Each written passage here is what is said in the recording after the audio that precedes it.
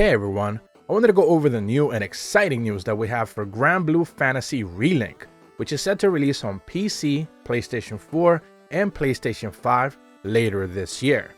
And today we got confirmation that not only is Granblue Fantasy FES 2023 taking place later today, essentially in Japan, but also a ton of brand new screenshots as a brand new demo is now available and in players' hands, essentially able to check out the game, a brand new area, a couple of the playable characters, and tons of brand new details.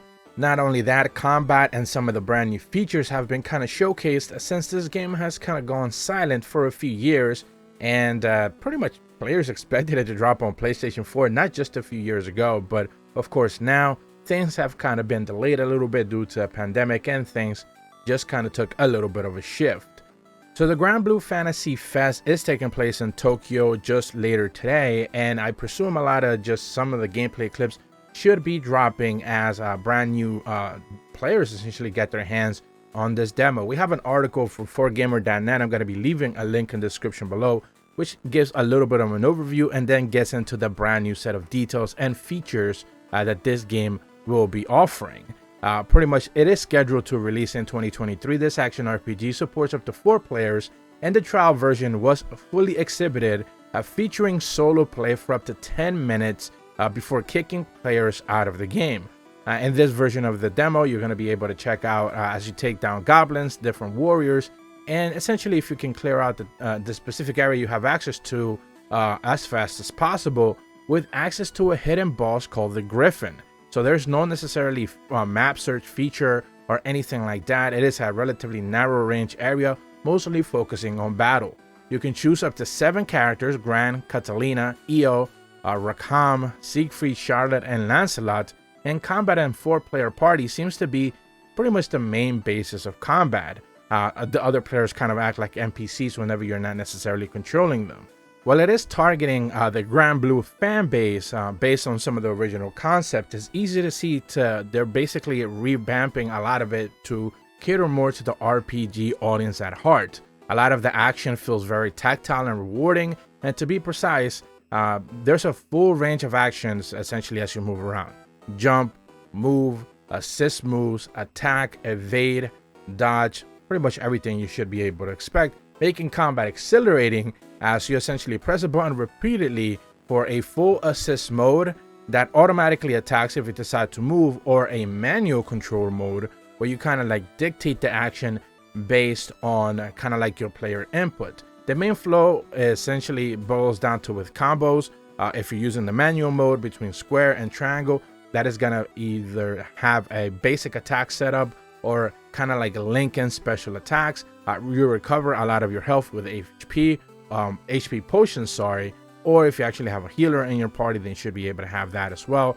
However, although some of the abilities may be powerful, each has their own standard cooldowns and is necessary to consider whenever they're best to be used. Whenever enemy stun gauge reaches a 100%, your friends will also attack to cooperate with the circle button. So essentially you can kind of activate their attacks all at once, and they can like choose to jump into the fray of battle and kind of link up their attacks in a link attack fashion with the main character that you're controlling at that specific moment in time.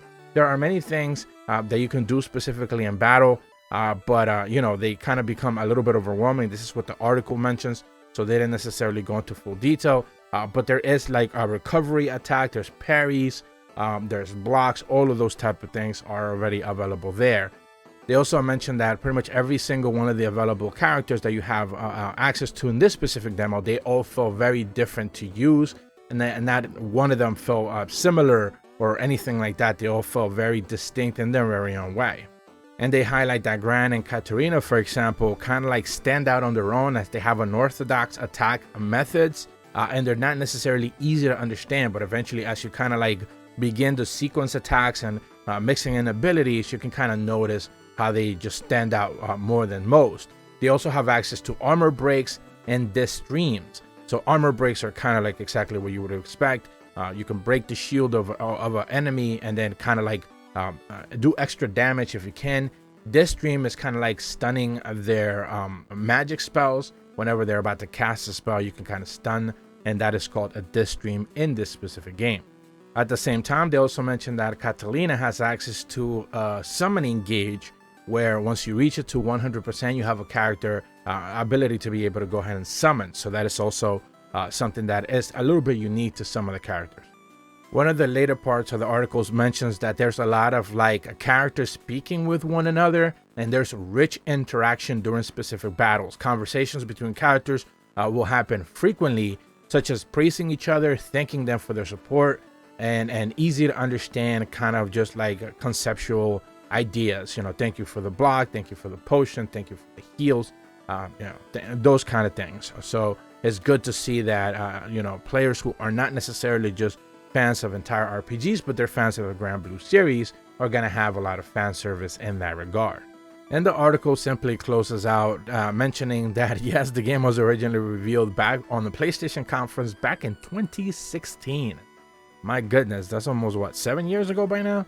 A long time ago. And it was expected to be released in 2018. Of course, there's a long ways gone from now, but essentially it is slated, according to this specific article, for later this year. Of course, the presentation themselves are going to probably tell us more what they're going to be doing, if they are going to actually release it this year or not, since there's already pretty much a full slate of releases for this year, but we're just going to have to wait and see. But that's about all the information that I have for you guys today regarding Granblue Fantasy Relink, which is, I think, one of the most upcoming interesting RPGs that we have.